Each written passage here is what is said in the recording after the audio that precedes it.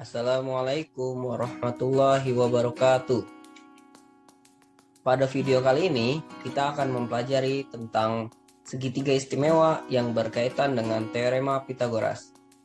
Ya, jadi langsung saja kita bahas materinya. Nah, segitiga istimewa ini yang pertama adalah segitiga yang bentuknya segitiga sama sisi. Nah, jadi misalkan di sini ada segitiga ABC yang sama sisi ya. Jadi di sini saya beri tanda sisinya kalau dia sama seperti ini ya. Nah, segitiga ABC adalah segitiga sama sisi dengan panjang sisi 2S. Jadi panjang sisi AB-nya 2S, panjang sisi AC 2S, panjang sisi BC juga 2S ya. 2S. Nah, berapakah ukuran masing-masing sudut A, B, dan C? Nah, karena ini segitiga sama sisi, ya maka sudutnya juga sama ya. Titik sudutnya di sini A, B, dan C. Nah, jumlah sudut pada segitiga adalah 180. Karena sudutnya ada 3 dan sama semua, berarti 180 tinggal kita bagi 3 ya. Sama dengan 60 derajat ya. Nah, jadi ukuran sudut A, B, dan C adalah 60 derajat. Ya, jadi ukuran sudutnya sama semua yaitu 60 derajat. Nah, kemudian di sini titik D merupakan titik tengah ruas garis BC. Di sini ada titik D, titik tengah ruas garis BC, sehingga panjang BD sama dengan panjang CD. Karena titik D-nya membagi garis BC menjadi dua ruas garis yang sama panjang. Dan panjangnya sama dengan S ya. Karena tadi panjang BC 2S berarti dibagi 2 menjadi 1S atau S ya. Jadi panjang CD-nya di sini S. Nah, tentukan tinggi segitiga tersebut atau panjang AD. Nah, ini kalau kita gambar terpisah segitiganya ya, yang kanan dengan yang kiri. Nah, kalau kita gambar yang di sebelah kiri misalkan, nah, jadi ada segitiga ABD ya, segitiga ABD yang siku-siku di titik D. Sehingga garis AD-nya merupakan tinggi segitiganya. Nah, tadi panjang sisi AB 2S, panjang sisi BD S. Nah, berarti kita bisa tentukan nih panjang AD dengan menggunakan teorema Pitagoras ya. Jadi panjang AD sama dengan akar dari AB kuadrat dikurang BD kuadrat ya. Nah, sama dengan akar dari AB-nya tadi 2S, berarti 2S kita kuadratkan dikurang BD-nya S, berarti S dikuadratkan. Nah, 2S dikuadratkan artinya 2S dikali 2S. 2S dikali 2S menjadi 4S pangkat 2 ya. Dikurang S pangkat 2. Nah, 4S pangkat 2 dikurang S pangkat 2, 4 dikurang 1 ya, 3. Jadi 3S pangkat 2. Nah, ini artinya 3 dikali S pangkat 2. Bisa juga kita tuliskannya S pangkat 2 dikali 3 ya, karena sifat komutatif. Nah, kalau ada akar perkalian bisa kita pisah. Jadi akar S pangkat 2 dikali akar 3. Nah, akar S pangkat 2 ini kan sama dengan S ya. Jadi kalau ada akar dan kuadrat, nah, ini saling berkebalikan. Jadi operasinya saling menghilangkan ya. Jadi S dikali akar 3 atau S akar 3. Nah, jadi ternyata tinggi segitiga sama sisi ini ya, tinggi segitiga ABC-nya adalah S akar 3. Nah, di sini sudut B tadi ukurannya 60 derajat. Nah, sudut A, nah karena tadi sudut A ukurannya 60, kemudian ini kita bagi 2 ya, maka sudutnya di sini ukurannya menjadi 30 derajat. Nah, segitiga yang seperti ini, segitiga siku-siku yang salah satu sudutnya 30 derajat atau 60 derajat disebut segitiga istimewa ya. Nah, dan 30 derajat dengan 60 derajat ini nantinya akan disebut sudut istimewa. Nah, jadi segitiga istimewa jenis yang pertama, perbandingan sisinya adalah sisi terpendeknya S misalkan, sisi terpanjang keduanya S akar 3, dan sisi terpanjangnya 2S ya. Atau kalau dibuat sederhana perbandingannya, ini sama-sama punya S, S-nya bisa kita hilangkan, jadi 1 banding akar 3 banding 2 ya. Oke, jadi ini adalah jenis segitiga istimewa tipe yang pertama ya. Oke, sekarang kita kerjakan contoh soalnya. Pada segitiga PQR yang siku-siku di titik Q, diketahui ukuran sudut P adalah 30 derajat. Jika panjang PR 18 cm, maka panjang QR adalah, di sini ada segitiga PQR yang siku-siku di titik Q. Kemudian salah satu sudutnya berukuran 30 derajat. Berarti ini segitiga istimewa seperti yang tadi ya. Karena ukuran salah satu sudutnya 30 derajat. Nah, yang ukurannya 30 derajat P ya. Kemudian ini siku-sikunya di titik Q. Kita tulis Q-nya berarti di sini. Nah, kemudian titik P 30 derajat ya sudutnya. Nah, berarti kalau ada yang 30 derajat, sudut lainnya besarnya 60 derajat seperti yang tadi ya. Nah, 60 derajat dengan 30 derajat lebih lancip 30 derajat. Berarti P-nya ada di sini ya, yang lebih lancip. Ini P, ini R ya. Yang R-nya sudutnya 60 derajat.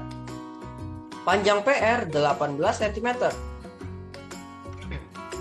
Nah, maka panjang QR adalah QR yang terpendek. Kalau kamu lihat ya, tadi perbandingannya itu S banding S akar 3 banding 2S. Nah, 2S yang terpanjang di sini 18. Nah, berarti S-nya kalau 2S 18, berarti S-nya 9 ya. 2 dikali 9 18. Berarti panjang QR adalah 9 cm ya. Jadi jawabannya adalah 9 cm. Nah, kalau kamu ditanya panjang PQ, karena di sini perbandingannya S akar 3, S-nya 9, berarti S akar 3 jadi 9 akar 3. Jadi panjang PQ adalah 9 akar 3 cm ya. Oke, seperti itulah segitiga istimewa tipe yang pertama ya. Kemudian segitiga istimewa tipe yang kedua adalah segitiga siku-siku yang sama kaki. Nah, contohnya di sini ada segitiga ABC. Nah, yang sama kaki dan siku-sikunya di sudut B. Sehingga panjang AB dengan panjang BC sama-sama S di sini misalkan ya. Jadi di sini S, di sini S. Berapakah ukuran masing-masing sudut A, B, dan C? Sudut B sudah jelas ya, ukurannya 90 derajat karena siku-siku. Nah, sudut A dan sudut C berapa ukurannya? Karena segitiganya sama kaki, jadi AB sama dengan BC, maka sudut yang ada di kakinya itu sama ya. Jadi sudut yang di sini dengan yang di sini sama. Nah, jumlah sudut di segitiga 180. Nah, berarti 180-nya pertama kita kurangkan 90. Sisanya dibagi 2 ya. Ini karena sama ukurannya. Dibagi 2. Jadi 90 dibagi 2, 45 derajat. Nah, jadi ukuran sudut A 45 derajat, ukuran sudut C juga 45 derajat. Tentukan panjang ruas garis AC. Nah, karena panjang AB-nya S, panjang BC-nya S, maka panjang AC-nya bisa kita hitung dengan teorema Pythagoras ya. AC sama dengan akar dari AB kuadrat ditambah BC kuadrat ya. Ditambah karena yang ditanya adalah sisi terpanjangnya.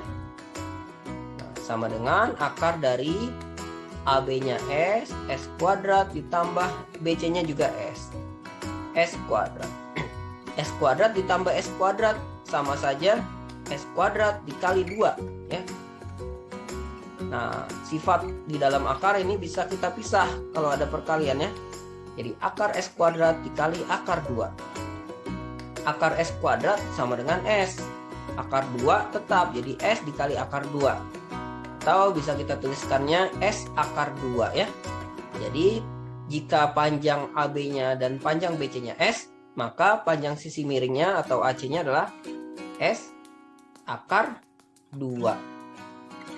Nah, seperti itu ya. Oke, sekarang kita lihat contoh soalnya. Nah, pada segitiga ABC yang siku-siku di titik C, diketahui ukuran sudut B adalah 45 derajat. Jika panjang AC adalah 10 cm, maka panjang AB adalah, nah kita jawab. Jadi ada segitiga ABC yang siku-siku di titik C, diketahui ukuran sudut B-nya 45 derajat. Kalau ada segitiga siku-siku dan salah satu titik sudut lainnya 45 derajat ukurannya, nah maka segitiganya sama kaki pasti ya. Jadi kita buat alas dan tingginya sama. Seperti ini ya. Segitiga ABC-nya siku-siku di titik C. Berarti ini titiknya C, A dan B-nya terserah kita mau taruh di mana ya. Karena ukurannya sama. Sama-sama 45. Ya. Nah, jika panjang AC 10 cm, jadi AC-nya 10 cm, maka panjang AB adalah, nah tadi ya, ini sama kaki. Berarti BC-nya 10 cm juga.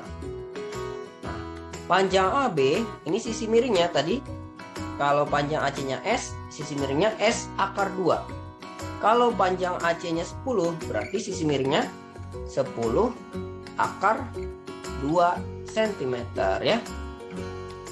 Nah, jadi perbandingan sisi-sisi pada segitiga siku-siku yang sama kaki adalah S banding S banding S akar 2 ya. Jadi yang terpanjang S akar 2. Atau jika disederhanakan 1 banding 1 banding akar 2 ya. Seperti itu. Nah, kalau kamu perhatikan segitiga ABC ini yang sama kaki, kalau kita buat segitiga sama kaki lainnya di sebelah atas kanannya, ya seperti ini. Nah, bentuknya akan menjadi persegi ya. Nah, persegi dengan AB-nya ini adalah panjang diagonal dari perseginya. Nah, jadi panjang diagonal dari persegi adalah S akar 2, di mana S-nya adalah panjang sisi persegi tersebut. Ya. Nah, dari situ kita bisa terapkan teorema Pythagoras untuk menghitung panjang diagonal dari persegi. Nah, selanjutnya kita akan membahas tentang penerapan teorema Pythagoras. Yang pertama adalah untuk menentukan panjang ruas garis. Nah, perhatikan gambar di samping. Nah, di sini ada dua titik ya, titik A dan titik B. Kita diminta untuk mencari panjang ruas garis AB. Berarti ini ya, kalau kita buat garis, nah, kita diminta menghitung panjang garis ini ya, panjang ruas garis ini atau jarak dari A ke B. Nah, bagaimana caranya? Kita bisa menggunakan teorema Pythagoras.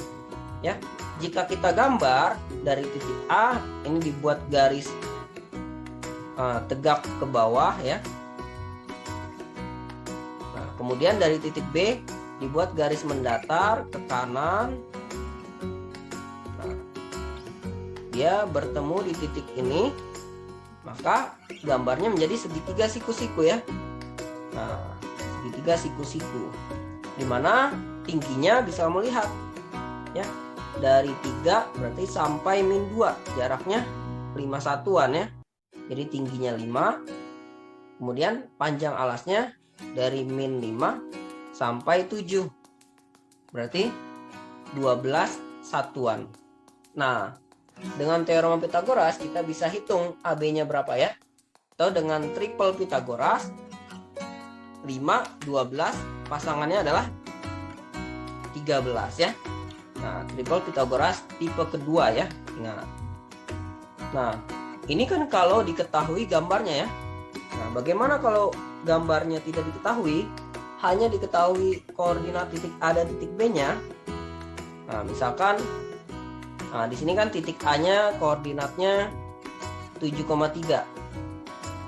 Misalkan 7,3 ini adalah XA, YA. Nah, kemudian titik B koordinatnya min 5, min 2 ya. Min 5, min 2. Nah, misalkan min 5, min 2 ini adalah XB, YB.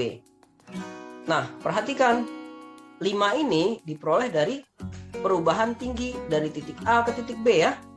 Tingginya itu diperoleh dari nilai Y-nya, dari 3 ke min 2 ya.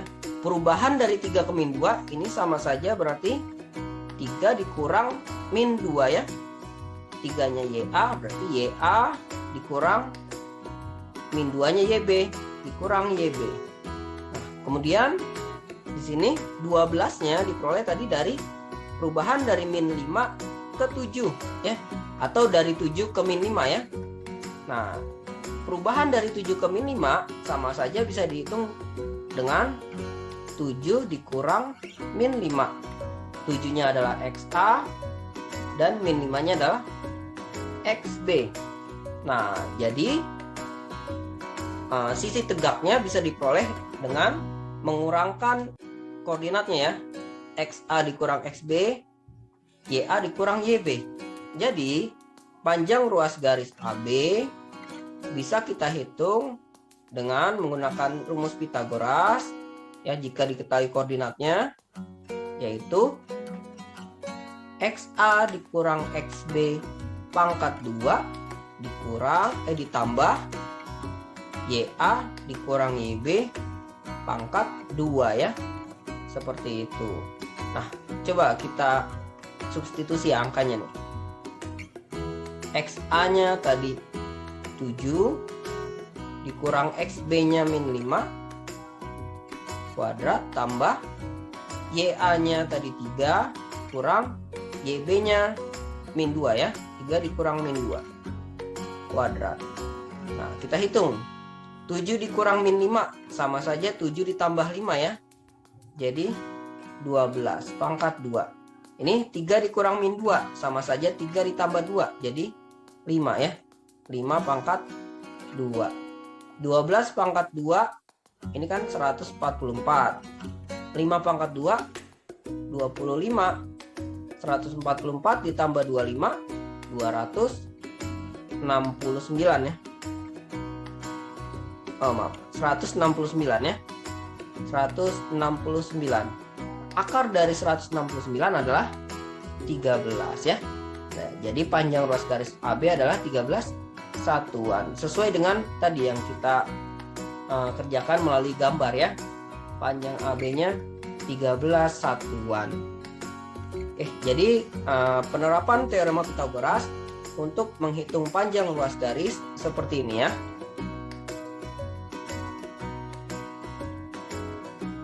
Selanjutnya, teorema Pitagoras juga biasa diterapkan pada bangun datar. Nah, contohnya adalah pada bangun datar persegi. Nah, jadi misalkan di sini ada persegi ABCD, ruas garis AC dan ruas garis BD merupakan diagonal dari persegi ABCD. Nah, jika panjang sisi persegi tersebut adalah S, maka diagonal persegi tersebut panjangnya adalah, nah ini bisa kita hitung dengan tadi ya, dengan segitiga istimewa tipe yang kedua. Karena kalau kamu perhatikan segitiga ABD dan segitiga BCD ini merupakan segitiga siku-siku yang sama kaki ya. Karena panjang sisi ini persegi sama semua dan sudutnya siku-siku semua ya. Nah, jadi tadi panjang diagonal dari persegi adalah S, akar 2. Seperti itu ya. Nah, selanjutnya teorema Pythagoras juga bisa kita terapkan pada persegi panjang. Nah, untuk menghitung panjang diagonal dari persegi panjang. Nah, di sini misalkan ada persegi panjang ABCD. Nah, jika panjang dan lebar persegi panjang tersebut P dan L, maka panjang diagonal persegi panjang tersebut adalah, nah, bisa kamu perhatikan dengan melihat segitiga siku-siku ABC ya. Nah, segitiga ABC ini siku-siku karena titik sudut B siku-siku ya, karena dia persegi panjang ya, persegi panjang titik sudutnya siku-siku. Nah, jadi menghitung AC bisa kita gunakan teorema Pythagoras, yaitu akar dari P kuadrat ditambah L kuadrat ya, karena AC adalah sisi miring dari segitiga ABC. Seperti itu ya. Nah, jadi seperti itulah contoh-contoh penerapan teorema Pythagoras pada bangun datar. Itu saja video kali ini ya. Jika ada yang kurang jelas, silahkan bisa kamu tulis di kolom komentar atau bisa kamu tanyakan langsung ke Pak Adi. Kurang lebihnya mohon maaf. Wassalamualaikum warahmatullahi wabarakatuh.